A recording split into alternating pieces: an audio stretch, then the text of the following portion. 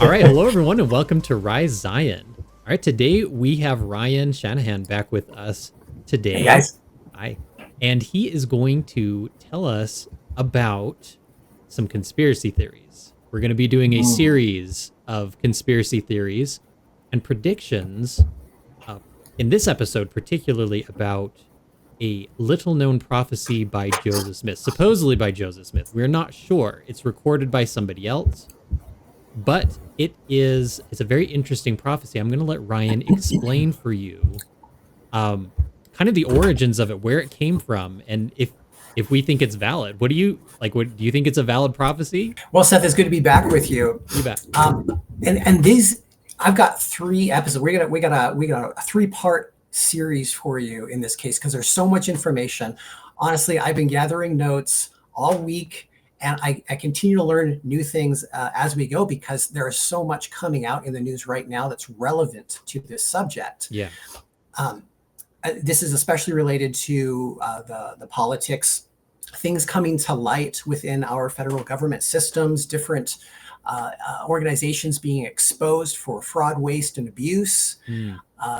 the cutbacks being given out and have been going on for, in some cases, decades. Um, there's really, it's kind of hard to know where to start, but I'm just giving a basic recap of some of the major issues that have been afflicting our government and defrauding the U.S. taxpayer. So some of the prominent things are coming out. Doge, that's being headed up under the direction of President Donald Trump Yeah. through Elon Musk. Doge has been releasing reports regularly, and this has been disseminated out to the press secretary. She's been doing a great job exposing the things that Doge is uncovering in these different U.S. agencies. Hmm. There's the issues with the J6 prosecutions.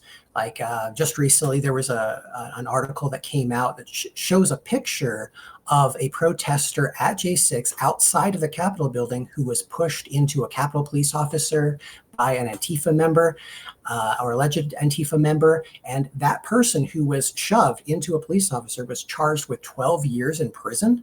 Oh, Doesn't seem right, right? yeah. So these are just an example of some of the lawfare being used to turn these people, many of these people, into political prisoners. Hmm.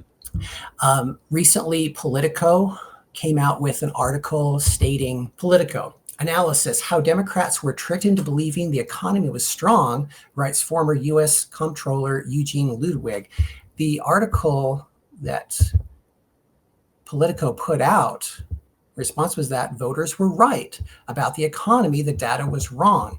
And what is this referring to? It's referring to the fact that over the last several years, the Biden administration was telling the public and the corporate media, which turns out to be more state-run media funded by USAID, has been propagating this false narrative that the economy was actually good and that the American people should be ignoring their eyes when they go to the grocery store and realize that they can't afford a lot of the groceries that they need anymore. And addressing Politico directly, it's also been found that Politico, along with a number of these other major U.S. news agencies, have been funded by taxpayer dollars, literally funding the federal government, funding the competition of independent media. Yeah. Well, I think a lot of us were pretty shocked when we've been hearing some of these Doge reports. I listened to Elon Musk and they had a press conference with President Trump in the Oval Office. Yeah. And it was quite funny because his son was there. Elon Musk's son was there, and he was picking his Right. nose and just just having a good old time in the Oval Office. But something that I think we were all shocked to hear was this incredible waste that's been happening with our taxpayer dollars. Exactly. And as I was listening to this, I couldn't help but think the secret combinations, right? The secret combinations will be revealed from the rooftop, something to that effect, right? I mean, I'm sure that we're all familiar with those verses. Right. Yeah. And we talked about that a little bit in preparation. And I love that subject because I think you brought up something interesting, how these independent media outlets such as TikTok, even Instagram in some cases. What's some of the other ones? X has been really useful in exposing a lot of these things, and it's like it's being shouted from the rooftops. Yeah. And these platforms are just a metaphor of that. Yeah, it's like well, if you think about it, it's like, how can this prophecy be fulfilled? How can everybody know about the secret combinations simultaneously? And here we have Elon Musk tweeting out, or well, not tweeting, Xing out? I don't know, like, what do you even call it? Like, he's Xing out all of these reports and all this information as to where all this fraud is happening. And it really is unnerving to look at just how much fraud and abuse there is. We have officials in Haiti that are telling us that all of the funds, the millions of dollars that were raised and were supposed to go towards Haitian relief efforts after the earthquake several years ago, never made it there. In fact, in many cases, it never left our country. We've got other examples of this too. It's all over the world. But one of my favorites just recently was from Representative Ilham Omar, who's from Somalia. She actively praises the Somalian president, who, by the way, has been found liable for stealing millions of dollars that were supposed to go towards Somali aid. Yeah. That's incredible. I think that one of the things, one of the items that I was really shocked about was, like, what did they say? It was like they had millions of dollars going out to supposed Social Security recipients who are over 150 years old. So, right, yes. The one report I saw about that was the multitude of 112-year-olds, but there's actually, it's been understood that there's generally around 40 to 50 such people in the world at any given time, yet there are something like 6 million, or was it 1.6 million? It was a lot of money. Right. I don't remember the exact amount, but it was a substantial amount of money. I'm like, well, where's my check? I'm 150 years old. Yeah, right. It just shows you that even that no institution in the federal government is safe from fraud. No. And they've been defrauding the American people for decades. Now, why we bring this up? It is an interesting subject all by itself, but I want to tie this into some of our spiritual inclinations, things that we tend to think about. For example, there's this little known prophecy of a second American Civil War. Yeah. And it was coined back in the late 19th century. I've never heard of this, you guys. Like, this is brand new to me. I've never heard of this. Ryan is going to explain what this is and where it comes from. It supposedly comes from Joseph Smith, right? Right. So I've got just a little bit of information here. I know that there are some other details, and maybe you guys can talk about that in the comments. But this was posted on Third Hour. It's a great website. And it says, this was a general post. It says, this was a letter from Nephi Packard to A. Milton Muser on July 24th, 1896. It says, my brother Noah Packard says that he heard the prophet Joseph say that the next great U.S. Civil War, after the War of the Rebellion, which was the American Civil War of 1860s between the North and the South, would commence in a little town now called Chicago. But at that time, it would have grown to be a very large city. And another brother told me that the prophet said that the cause of the next great trouble of the United States would be the depreciation of the currency of the United States. I believe I have given you all the facts in as short and concise manner as possible. But he goes on. In another post, 1913 is when the Federal Reserve, which is actually a privately owned central bank, took over the U.S. banking system. The purchasing power of the U.S. dollar since 1913 has been pretty much downhill since the Fed took over. In fact, the dollar has lost over 96% of its value since then. That means today's dollar would be worth less than 4 cents back in 1913. The dollar is also losing its reserve currency status. It's been challenged multiple times over the last several years. And so that's concerning. I guess we don't need to get into the economics of that so much, but it is interesting to point out. But there are some other things that are left out of these notes that I took that are from other posts. And it's the idea, it's that part of what's going to lead up to this Second American Civil War is an invasion by China. Interesting. And we have a number of cases where China has been involved in, let's say, unrestricted warfare. That's actually their term. So I'll use the Chinese term for it. We're not at war with China, but China has been at war with the United States since the 1990s. They've openly been at war with us. This is something that American citizens don't tend to know. But they're using unrestricted warfare tactics. This means that they're using economic strength and soft power to influence things in their favor and to slowly cripple and debilitate the American culture and economy. Yeah. No, that's very interesting and important too, because if we're going to assume that this prophecy is true, right? If we're assuming that, we have to look at things like, because we can't assume that China is going to, like storm the beaches of California or something. Right. So yeah. I don't think that that's realistic. I mean, some people might have that view, but that's not something that China would do because we have more guns here per capita than there are people.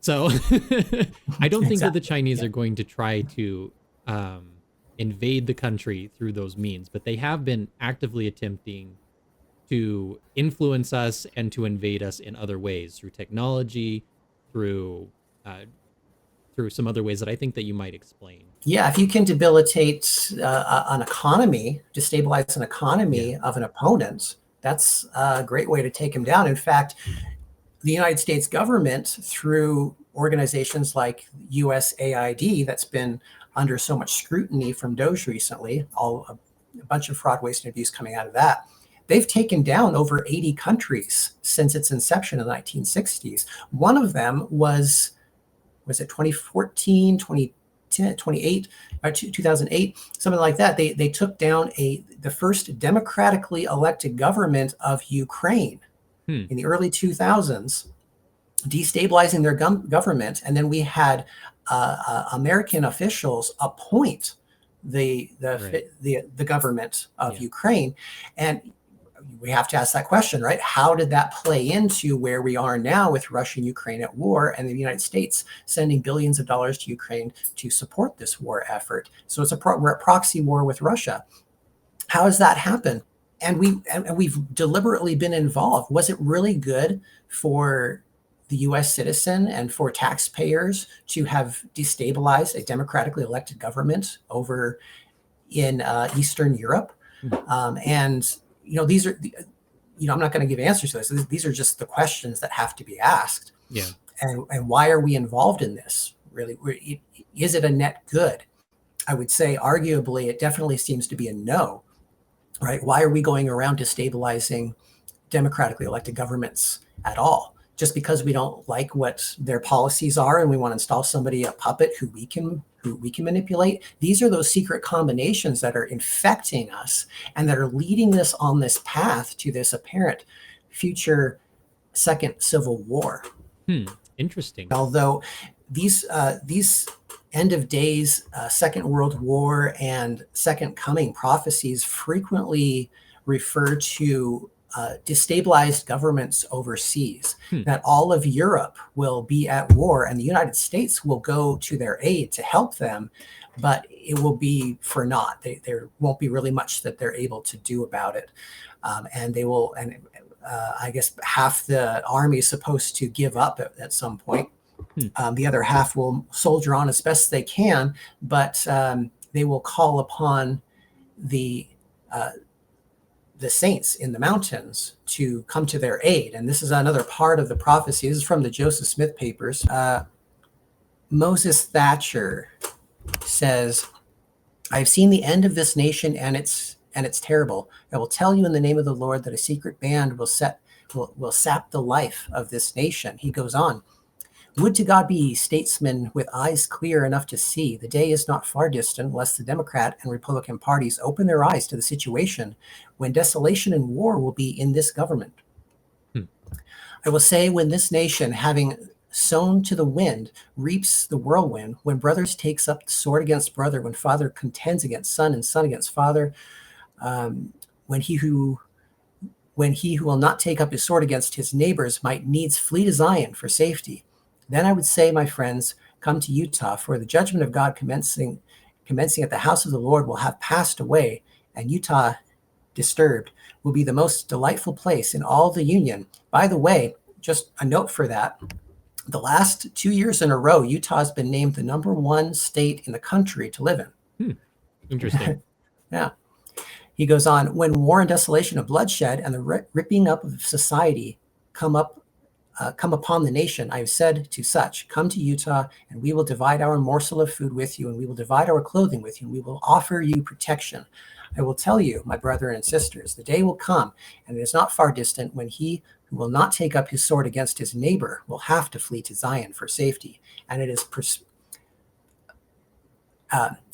proposed in this prediction that Zion will have power to give them protection. We are not going to do it outside of the government either. We are going to do it inside the government. There is no power in this land to turn this people against the government of the United States. They will maintain the Constitution of this country inviolate, and although it may have been torn to shreds, they will tie it together again and maintain every principle of it, holding it up to the downtrodden of every nation, kindred, tongue, and people. And they will do it, too, under the stars and stripes. They will stand with their feet firmly upon the backbone of the American continent and maintain the principles which cost their fathers so much. And those principles cannot be taken away by men who violate their oath of office and betray their trust. I tell you that there are boys growing up in these mountains who have the principles of human liberty grounded deep into their hearts, and they will maintain them, not only for themselves, but for the others. Godspeed the day, I say, if the nation pursues its downward course and tears up these fundamental principles of government, which have made them strong, when the Constitution may be rescued, and all men and women shall be free again. So he's alluding to a number of situations, and of course we do see those parallels today in the infighting between the government, the political parties, and the corruption within the agencies of the federal government. Yeah, when you started out by saying that there are secret combinations who are trying to sap the, like, how did they say it? The sap sap the life of the nation. The nation. Sounds interesting, and it does seem to correlate very, very nicely with the idea of just wasting, like wasting government money, fraud with government money. And I think that Trump even said that when he was going through the line items, it's not a matter of trying to find the few cases of fraud and abuse. It's trying to find the legitimate cases within the items of fraud. So it's the other way around, he says. It's that bad. It is incredibly bad. And what I want to point out is that these are just the facts of our current life, but these things have been going on for a very long time. What's more interesting is to actually look at the history of what led us to this position and how we can look into the future, how where we are now could lead us into these calamities of the second coming. Right. So, I mean, like, whether or not this prophecy is true, like, it's clear that we are in some problems right now in our government, and we need to fix those. And in order to do that, I think that a really good way is to look to the past, look for important lessons that we can learn from the past and apply them to the future. Exactly.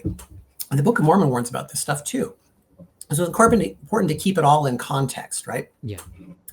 And what I want to say is we can't really blame government or we can't really blame politics for these situations because it's a symptom. It's a symptom. Politics is downstream of culture. So if you want to know what's going on in government, understand what's going on in the culture and vice versa. And so who controls the culture of the United States? And this brings up right. The people, of course, but who are the people and what are their values? Rather, where are they getting their values from? That's a good question. Yeah. Is not America not a Christian nation? Is it not a Protestant nation? Has it not been so for 300 years? Yes. Yes, sir, it certainly has. And do these play a role in government? Absolutely. Do we have separation of church and state? That's misunderstood. That is a misunderstood statement, because there is a sort of there is a policy separation of church and state. There are laws separating church and state, but functionally, there's never been a separation. They've always been interconnected.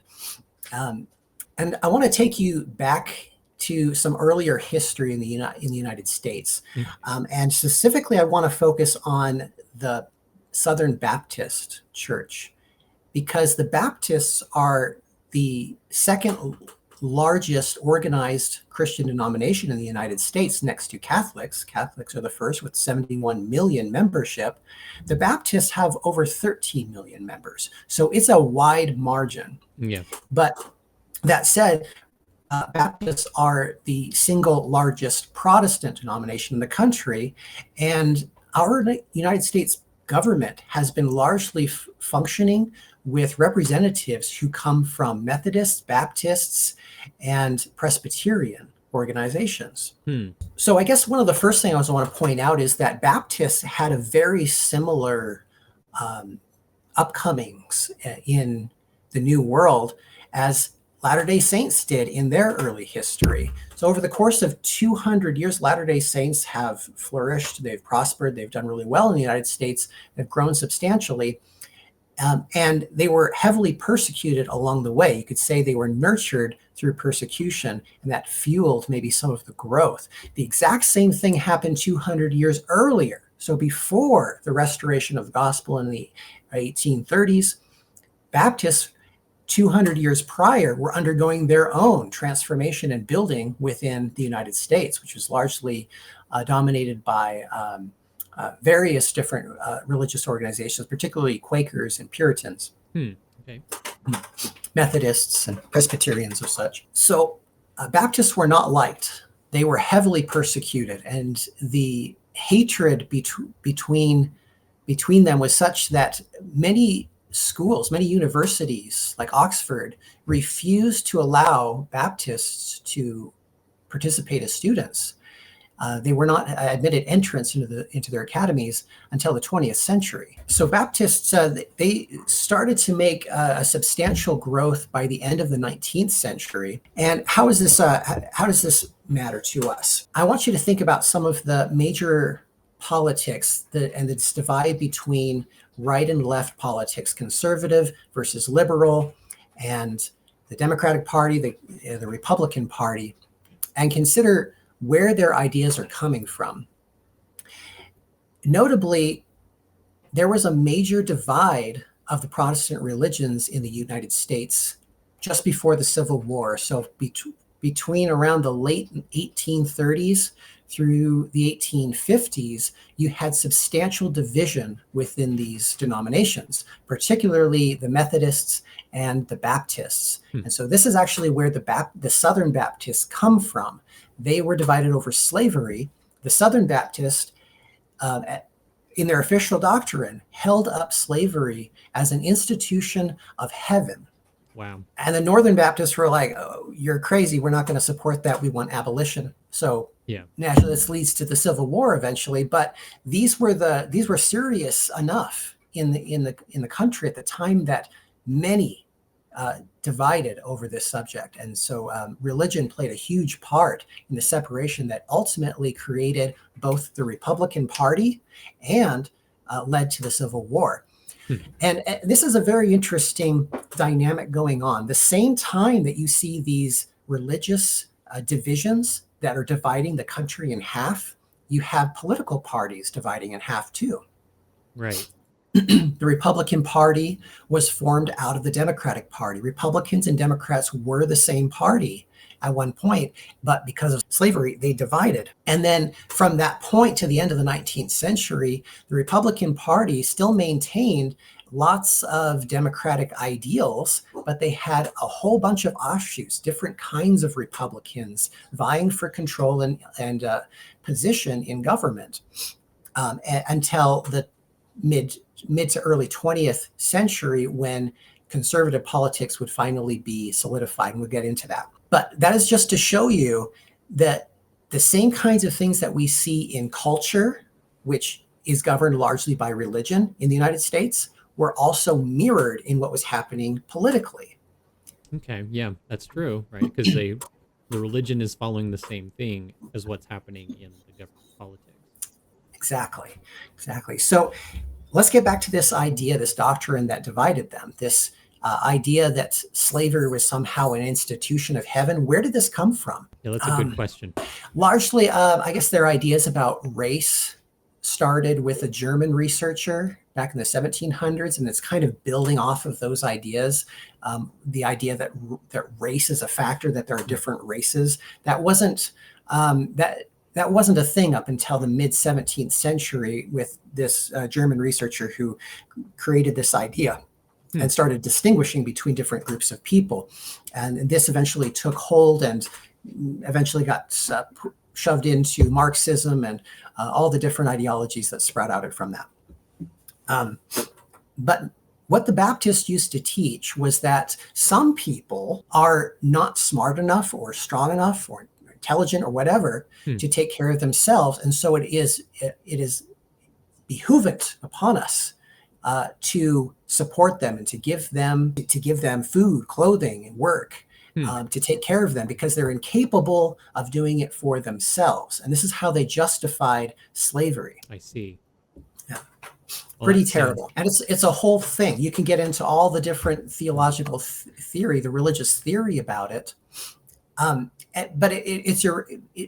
what matters to us is that these same ideas that were propagated by the dominant religions of the United States continue to have an impact in our politics today. And so let me share this with you. The Baptist Church, they went on to grow substantially in the U.S. Many came out of Missouri and ended up settling in places like Idaho. But by the end of the 19th century, the Baptists had about 1 million converts within the span of 7 years. Oh, yeah, wow, that's a lot. Yeah. It's substantial growth, right? Latter-day Saints didn't see that kind of growth until the mid to late 20th century. And they started developing their own schools. And so the Baptists started investing heavily in their own schools and particularly universities. Today, there are 47 schools that were set up by Baptists, 44 of which are universities. The largest Protestant university in the country is in Texas, and it's a Baptist university. They have I think it's like 92,000 students. So very prominent within education. And these institutions, such as Brown University, University of Chicago, they preach a very particular curriculum. And I say preach because is it really just education, or are they adopting the principles of their earlier foundations of their religion?